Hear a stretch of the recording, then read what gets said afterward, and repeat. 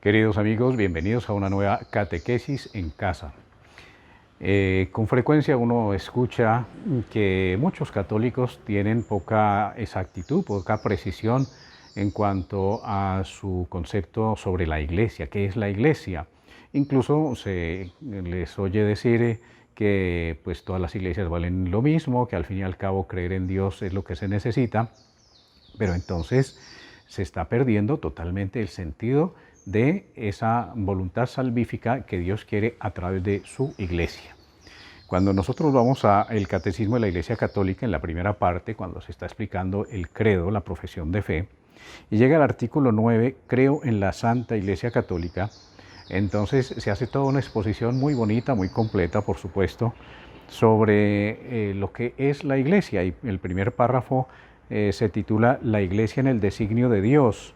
Y entonces se nos va explicando cómo la palabra iglesia viene del griego ekkalein, que significa llamar a los que están lejos, y que es una palabra que en español se traduce como convocación, ¿no? Convocar, llamar, convocar.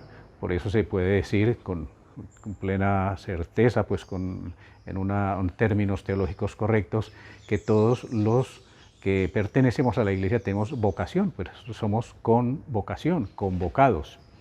¿Y quién nos convoca? Pues nos convoca Dios, y la palabra eclesía, esta palabra de donde pues surge el término iglesia, aparece incluso desde el Antiguo Testamento. Designa las asambleas del pueblo, en general de carácter religioso, y frecuentemente utilizado en el texto griego del Antiguo Testamento para designar la asamblea del pueblo elegido en la presencia de Dios, sobre todo cuando van por el Sinaí. Bien, entonces se nos muestra cómo es Dios el que convoca, acordémonos siempre, no es que el pueblo se haya reunido y como una sociedad organizada se hayan puesto a pensar, bueno, ahora pongámonos un Dios o elijamos un Dios, ¿no? Sino es Dios el que hace que ese pueblo exista. Y entonces es Dios el que hace que ese pueblo se reúna para rendirle culto. Y Dios convoca a su pueblo desde los confines de la tierra. Este término Kyriake, que luego va transformándose en Kirche o en Church o en diferentes idiomas, pues viene de ese mismo origen, convocación, pero convocación de Dios, o sea, reunión del pueblo de Dios, y que se utiliza después, pasa al Nuevo Testamento. En el lenguaje cristiano la palabra iglesia designa no solo la asamblea litúrgica, sino también la comunidad local o incluso la comunidad universal de los creyentes. Pero bueno, ya después de ese origen remoto, nos vamos a referir al origen próximo, Jesucristo. ¿Quién fundó la iglesia? Jesucristo. Él habla de su iglesia, habla de una sola iglesia. ¿Y cuándo la fundó? Que es como la pregunta, ese es como el tema que a veces no se tiene muy claro. Pues nuestro Señor no es que haya dicho un día, hoy fundo la iglesia, sino que no hay un momento fundacional, sino una voluntad fundacional. El Señor quiere que exista una iglesia. ¿Cuándo comenzó a expresar y a hacer realidad ese deseo de que existiera la iglesia? Cuando llamó a los 12 apóstoles. Los 12, pues, hacía referencia a las 12 tribus de Israel, con lo cual él quería hacer un nuevo Israel. Todo eso está perfectamente pensado por Dios, querido por nuestro Señor Jesucristo, y tiene toda una simbología muy clara. Pues bien, dentro de los 12 pone a uno a la cabeza. Entonces quiere no solamente que haya un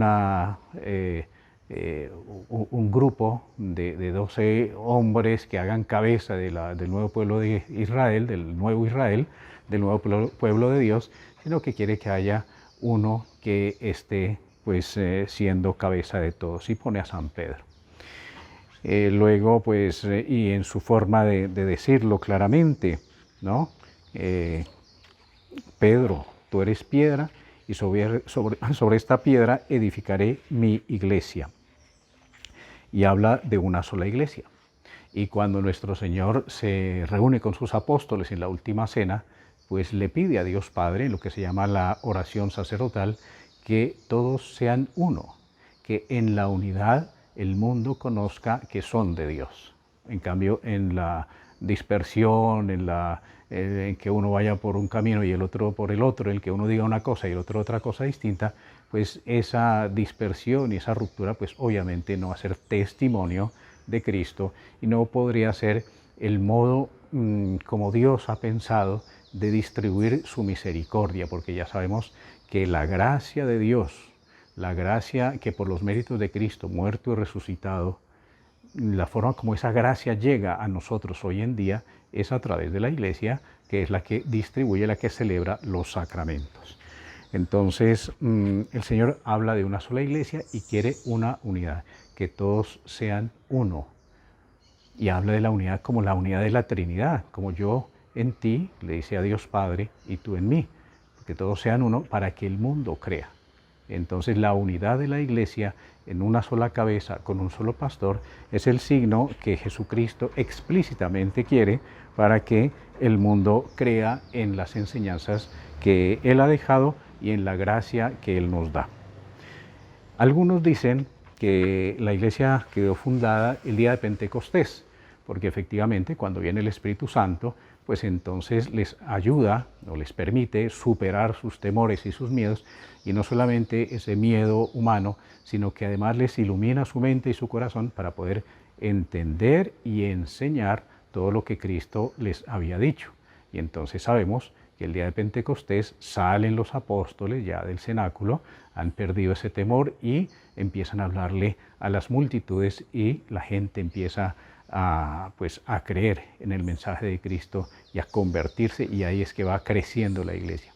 Pero no es que haya nacido solamente en Pentecostés, digamos que Pentecostés como que confirma esa Iglesia, le da la fuerza necesaria, la fuerza que crea lo que se llama la comunión, o sea, esa unidad en el Espíritu Santo, y empieza ya a vivir la Iglesia esa tarea fundamental que es la evangelización, dar a conocer al mundo la palabra de Dios. Por lo tanto, la Iglesia es una, la Iglesia es fundada por Cristo, la Iglesia es querida por el Señor y lo demuestra a lo largo de su predicación, de su vida pública, y luego lo confirma cuando envía el Espíritu Santo en Pentecostés. Esa es la Iglesia. Cuando después, a lo largo de la historia, pues hay la división entre Iglesia ortodoxa, Iglesia católica, es una división de la única Iglesia que el Señor quiso y fundó. Y después, cuando en el año 1500, entonces surgen los protestantes, es otra división. Entonces, las que van saliendo de la división, pues van surgiendo a lo largo de la historia de la humanidad, pero no son la Iglesia que Cristo fundó y que quiere que se mantenga en la unidad. Por eso, pues démosle gracias a Dios. No podemos decir que todas las iglesias valen lo mismo, que lo importante es creer en Dios, ¿no? Porque ¿dónde conocemos toda la enseñanza de Cristo? ¿Dónde recibimos toda la gracia de Dios? ¿Dónde aceptamos la totalidad de la Biblia sin quitarle partes y sin sustituir cosas?